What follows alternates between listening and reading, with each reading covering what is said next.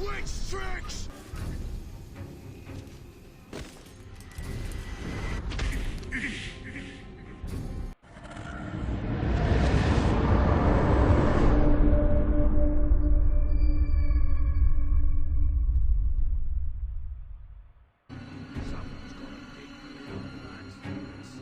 Good evening and welcome to my review of Middle-earth: Shadow of Mordor for the PlayStation 3. I specifically chose the PlayStation 3 version to review because the PlayStation 3 version has been getting some bad reviews on Amazon and in gaming magazines, and it doesn't really seem to be justified in my opinion.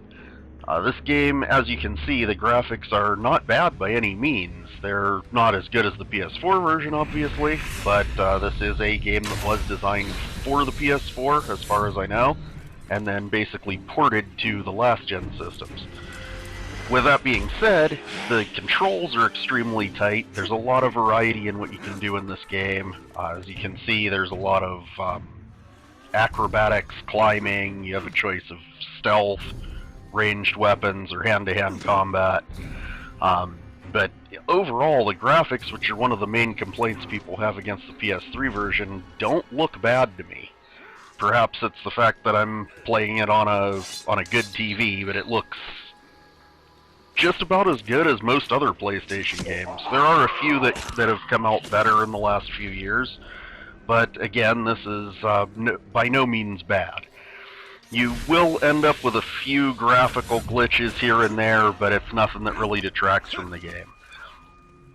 It's a very entertaining game, lots of different missions. Most of them do boil down to go here and kill something, but because of the variety of attacks you have and the enemy variety, and to some extent the terrain, you have various options for how you can complete any mission. Keeps it fresh pretty much the whole time. And, well, let's face it, this type of game is mostly about the fighting, and the combat on this game is just awesome. Now, you can see here I'm using my ranged ability to knock some guys down, and then you can move on in and go hand to hand. The button system for the combat is basically focused on the use of two main buttons, one for attacking, one for dodging. You can also grab onto your enemies. You have a good variety of things you can do to them, and building combos allows you to pull off special moves. You can take control of your enemies and make them fight for you. I believe earlier in the video here we saw a teleport move where you can use your ranged attack to go across long distances and attack enemies. Now, this is one of the things that is another complaint, the long load times between anything happening. That is actually something that this game does have against it. The other thing is, as you can see, when it goes into certain loading screens, you will get a periodic flash of graphics and then back to blank screen. I think that's a glitch. It doesn't really do much except a minor annoyance at times. The design of the characters is great. The orcs look authentic. Their armor looks great. The main complaint I have on that system with the PS3 version is that the facial animations are nearly non-existent.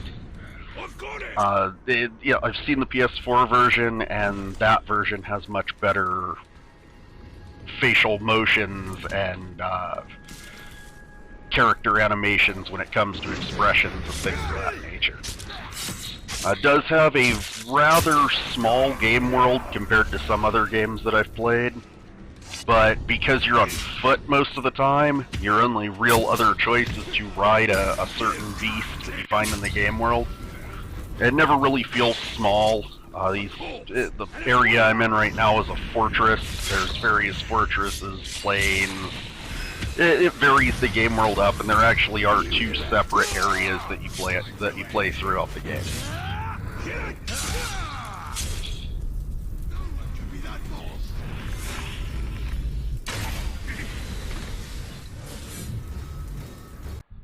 Here we see the actual game map. This is the second half of the game map from late in the game. Again, it's definitely not huge, but it's not small either. And here we see our load screen, which does happen anytime you access the map, or your inventory, or your skill sets, or anything like that. Anytime you press the pause or select button, you're going to see this loading screen when you exit. But, again, it's a few seconds here and there. While you're in those screens, you will get to see, for the geeks among you that like the lore of this type of game and this universe, all of these things that we're scrolling through here are things that you can read up on. It's little bits of lore and collectibles and things that you find throughout the world that you can get all kinds of geeky information on to bore your girlfriends to tears with. Again, the design here is great. Most games don't go that in depth.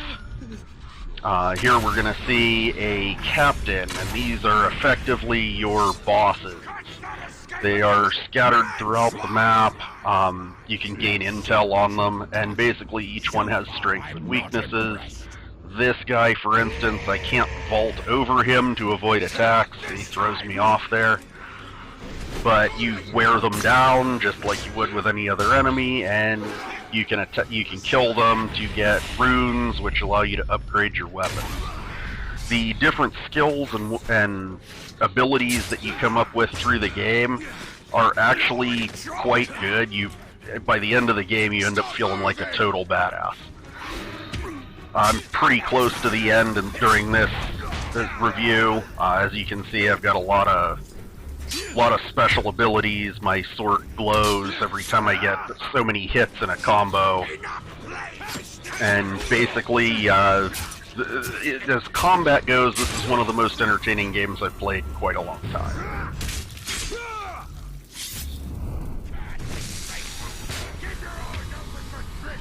The captains are part of what they call the Nemesis system, where enemies will remember fights you had with them if they happen to survive or if they do kill you. That is the big criticism that I've seen from a lot of other review sites on this version of the game, the PS3 version. Supposedly the Nemesis system is very cut back for the PS3, but considering I've never played the PS4 version for any great length of time, the PS3 version works just fine. I don't see a real problem with it, so in my opinion, if you've never played the PS4 version, you won't be missing anything if you play the PS3 one.